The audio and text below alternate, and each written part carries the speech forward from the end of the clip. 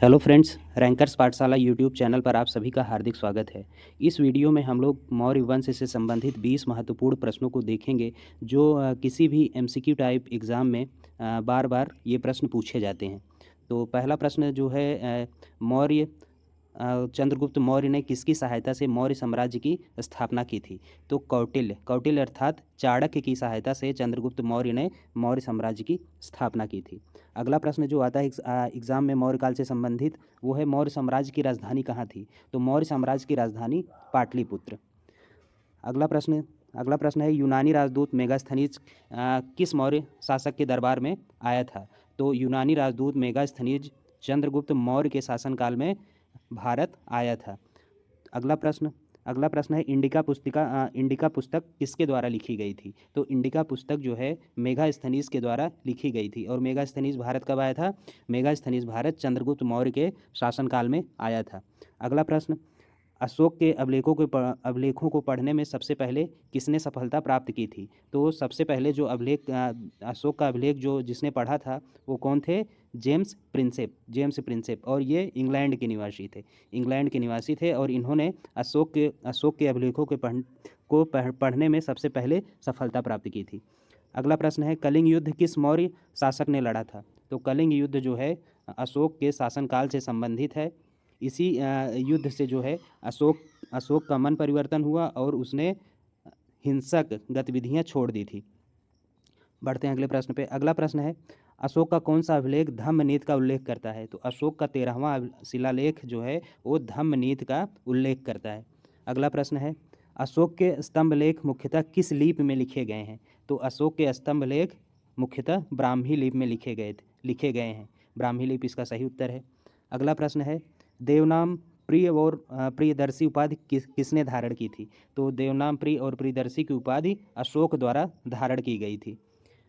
अगला प्रश्न है अशोक का सबसे बड़ा शिलालेख कौन सा है? तो अशोक का सबसे बड़ा शिलालेख गिरनार शिलालेख। और ये शिलालेख किस राज्य में अवस्थित है? तो ये शिलालेख जो है आप गुजरात राज्य में अवस्थित है। अगला प्रश्न है अर्थशास्त्र में वर्णित प्रशासनिक ढांचा किस मौर्य शासक के काल को दर्शाता है? तो अर्थशास्त्र में प्रशासनिक ढांचा का वर्णन किया गया है वो मौर्य शासक के किस काल को दर्शाता है? तो चंद्रगुप्त मौर्य के। और अर्थशास्त्र जो पुस्तक है किसके द्वारा लिखी गई है? अर्थशास्त्र पुस्तक जो है चाणक्य या कौटिल्य द्वारा लिखी गई है। और ये किससे संबंधित है? ये राज्य की राजनीतिक व्यवस्था से संबंधित पुस्तक है। अगला प्रश्न की तरफ बढ़ते हैं। अगला प्रश्न जो परीक्षा में पूछा जाता है मेगास्थनीज के अनुसार मौर्यकालीन समाज कितने वर्गों में विभाजित था? तो कितने वर्गों में विभाजित था? 7 वर्गों में विभाजित था। मेगास्थनीज की पुस्तक का क्या नाम है? इंडिका में इन्होंने वर्णन किया है कि जो भारतीय समाज था उस समय वो 7 वर्गों में विभाजित था। अगला प्रश्न देखते हैं। अगला प्रश्न है अशोक के शिलालेखों में प्रयुक्त खरोष्ठी लिपि मुख्यतः कहाँ पाई जाती है? तो अशोक के शिलालेखों में प्रयुक्त खरोष्ठी लिपि मुख्यतः उत्तर पश्चिमी भारत में पाई जाती है। अगला प्रश्न है अशोक के किस शिलालेख से यह पता चलता है कि उसने बौद्ध धर्म के प्रचार हेतु धर्म महामात्र की नियुक्ति की थी? तो किस शिलालेख में ये पता चलता है? तो पंचम शिलालेख में ये पता चलता है कि अशोक ने बौद्ध धर्म के प्रचार हेतु धर्म महामात्र की नियुक्ति की थी। अगला प्रश्न 15वां प्रश्न है निम्नलिखित में से किस स्थान से अशोक का शिलालेख नहीं मिला है? धौली, जोगड़ा, गिरनार और पाटलिपुत्र। धौली, जोगड़ा और गिरनार से तो अशोक के शिलालेख प्राप्त हुए हैं जबकि पाटलिपुत्र से अशोक के शिलालेख प्राप्त नहीं हुए हैं। धौली और जोगड़ा ये किस राज्य में है? धौली और जोगड़ा उड़ीसा राज्य में है और जबकि गिरनार जो है वो किस राज्य में अवस्थित है? गुजरात में। ठीक, अब बढ़ते हैं अगले प्रश्न की तरफ। अगला प्रश्न है अशोक का मास्की अभिलेख किस लिए प्रसिद्ध है? तो अशोक का मास्की अभिलेख इसमें अशोक के नाम का प्रत्यक्ष रूप से उल्लेख है।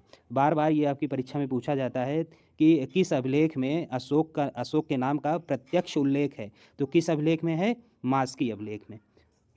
बढ़ते हैं अगले प्रश्न पे। अगला प्रश्न है किस मौर्य शासक को यूनानियों ने अमित्रघात कहा था? तो किस मौर्य शासक को अमित्रघात कहा? किसने कहा? यूनानियों ने। किसको कहा था? बिंदुसार को यूनानियों ने अमित्रघात की उपाधि दी थी। 18वें प्रश्न की तरफ बढ़ते हैं। अब देखिए मौर्य काल में समाहर्ता और संहिता ग्राहक किससे संबंधित थे? मौर्य काल में समाहर्ता और संहिता ग्राहक कौन थे? तो ये कर संग्रह करते थे। कर कर संग्रह से संबंधित थे? समाहर्ता और संहिता ग्राहक। अगला प्रश्न देखते हैं 20वां, किस मौर्य शासक के समय बौद्ध धर्म पहली बार श्रीलंका में पहुंचा था? तो किसके शासनकाल में? अशोक के शासनकाल में। अशोक के शासनकाल में बौद्ध धर्म पहली बार श्रीलंका पहुंचा था। तो इस प्रकार जो है ये मौर्य काल से संबंधित ये 20 महत्वपूर्ण प्रश्न थे जो आपकी परीक्षा में बार बार पूछे जाते हैं। उम्मीद करता हूं कि ये देखने के बाद अब आपकी परीक्षा में अगर इस तरह सवाल आते हैं तो आप उसको ज़रूर सही करके आएंगे। मिलते हैं इसके अगले पार्ट में। अगर ये वीडियो आपको पसंद आया है तो आप इस वीडियो को ज़रूर लाइक करें। अगर हमारे चैनल पर पहली बार विजिट कर रहे हैं तो चैनल को सब्सक्राइब करना ना भूलें। मिलते हैं अगली वीडियो में, तब तक के लिए धन्यवाद।